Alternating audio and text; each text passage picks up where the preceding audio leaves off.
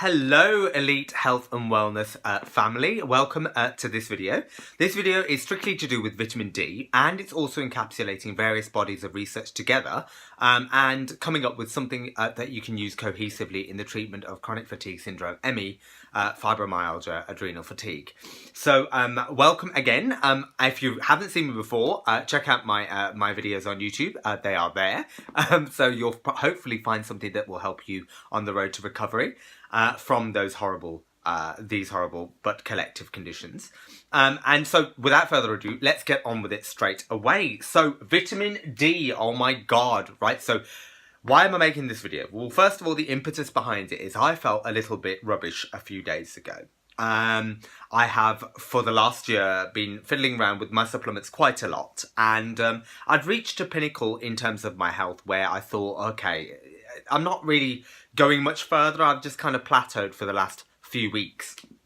And I happened to come across the vitamin D3, which was in my drawer upstairs, along with about 475 different supplements, of which I don't take all of them anymore. They just need to be recycled. Thrown in the bin, as it were, because some of them I don't take anymore at all. Namely things like acetyl L-carnitine, etc., etc. So, you know, there's some things that don't work well for me because they're far too stimulating. They only needed to be chucked in the bin. So I came across vitamin D3. That, for some reason, has been there for a little while. I am conscious that there is a toxicity risk to this because it's a fat-soluble vitamin. And so when I took it a few years ago, it actually started causing, I believe, some of the problems. But in hindsight, I actually think it was probably vitamin B6 that was causing some of the numbness that you can experience in some of the extremities. So I stopped taking it a while ago. But anyway, so the long and short of it is I came across it again, and I took my first tablet about 4 days ago. And again, I cannot tell you how the heavens opened up, the angels fell from the sky, and they blessed me completely. I mean, you know, it was pretty intense, I've got to say, in terms of how alert I felt, how aware I was, what mental sharpness there was, how my memory has also vastly improved.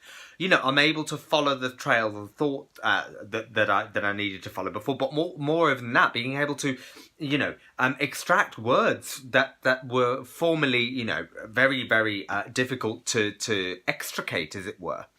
So so it's really done me the world of good. So as always, I'll always make a video about it to inform all of you lovely people, because I feel that as soon as I learn something, it's imperative to share it.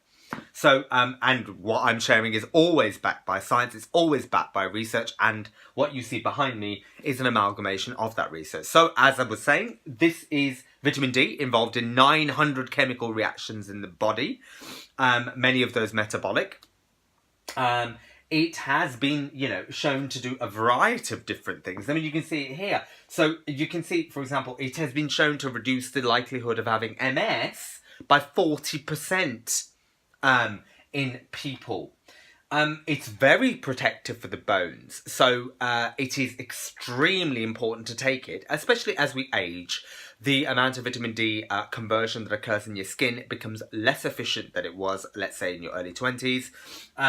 And so it's very important to supplement and get your vitamin D levels back up. Now, the reason for that is, as I said, it supports and strengthens your bones. But remember, it requires calcium to do that. It'll often leach the calcium from the bones to do it. So what you do need to do is you need to ensure that you take vitamin K2 to go with it. Now, vitamin K2 is a not very well-known vitamin, but it is something that's gaining some prominence in the scientific community out there at the moment. And the reason why it should be taken with vitamin K2, that's K2, not K1, not K3. K2, because K2 helps deposit that calcium in the appropriate places that they're meant to be deposited. So, for example, it's deposited back into your bones. Sorry, I should have said vitamin D actually doesn't just leach it out of the bones. It does if it doesn't have a good dietary source to take it out of. So it's important to take vitamin K2 so that you put the calcium back into the bones instead of what can happen, which is it can be deposited in your soft tissues. Now, by those, I mean your arteries, I mean your veins, your capillaries, I mean, various soft tissue areas. Now, that is key. So when you're taking vitamin D3, do not just take it without also taking it with calcium and with taking it with vitamin K2. Because if you take it with calcium alone, vitamin D and calcium alone, unfortunately, that can lead to the calcification of your arteries, which can lead to heart disease and so on and so forth. So that is little known, but honestly, check out a variety of videos out there. Dr. Berg is amazing with how he explains this. And Dr. McCullough also has done an exceptionally important video on this as well. So do check them out as well. It's been linked in its low levels to diabetes, to a variety of cancers as well. And I cannot emphasize, for me, how much of a difference it's made. The reason, as I said, why I'm doing this for you is because it's so improved my mood. When you look at the deficiency symptoms, and a lot of these we are going to, are very familiar to us as chronic fatigue, adrenal fatigue, fibromyalgia, ME sufferers. Because, we get frequent infections because we are immunocompromised in some way. Or not all of us, many of us are. Fatigue is definitely there. Irritability, depression and anxiety is there. This isn't anecdotal. This is actual scientific research has shown that this is correlated to low vitamin D3 content in your blood. You get bone and back pain, and one of the key things that I started taking it for is because I did a lot of research again. I've been getting a lot of tendinitis and muscular pains, and I've been to my physio about 10 times recently, and I'm saying to her, I said, Marion, my love, you need to help me because I keep getting these injuries. And she's like, oh, don't worry about it, you'll be absolutely fine. Then she had the audacity to turn around and say, well, you are almost 40, Vishal. I don't want to hear that, Marion. Thank you very much. Keep that opinion to yourself. How dare you be so good at your mathematics? But it's true. I am nearly 40 years old. 38, actually. I'm hanging on to those 2 years, the skin of my teeth, and the ends of my nails. So she said it's because of that. I'm not willing to accept that. I did some research. I started taking vitamin D3, as I said, 4 days ago. So we're new in this, okay? But my body reacts incredibly quickly to these things, partly to do with my liver metabolism. My ability for my liver to metabolize, I should say. My pains have all been gone, right? So this is fact. This is gone. Muscular pain, as I said, it's gone. Poor wound healing also is a deficiency symptom. So how does it work and how do you get the vitamin D? Well, obviously everybody knows you can get vitamin D from sunlight, but there are some risk factors there in terms of the fact that UVA can be quite problematic if we expose ourselves to the sun. So it's like this research is so conflicting out there sometimes, and it's important to sift through it. It's a fact we don't get enough we don't get enough UVB from sunlight, so we can't convert cholesterol to vitamin D3. In fact, we want to ultimately convert it to 1A 25 hydroxy vitamin D3, which is done over in our friends the kidneys. It is steroid-like and it is anti-inflammatory as a result. So as I was saying to you, how do you get it? Well, you can get it from sun exposure, which will enable that pathway to occur. The other option, of course, is supplementation, because dietary sources don't tend to be really, really quite high enough.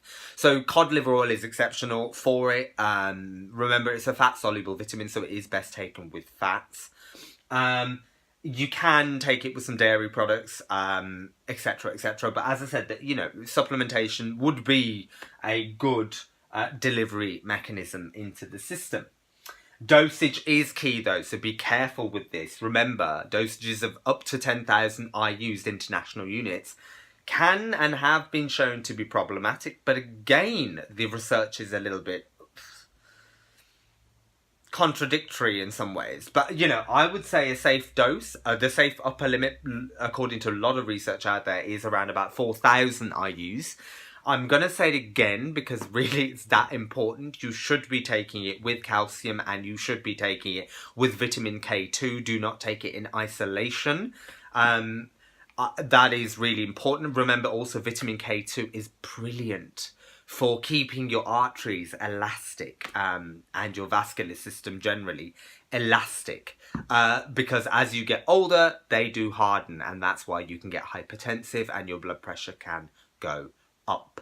All right, so that is brilliant. I have really enjoyed talking to you about that, so I hope that you found that incredibly useful, and if you did, press subscribe, and if you also liked it, do like it, and also if you would like to join Elite Health and Wellness on Facebook, please do. You're all welcome there. It's the best group that I've ever seen in my life. It is one which is so encompassing and so supportive of everybody who's got ME, chronic fatigue syndrome, adrenal fatigue, fibromyalgia. So please join us.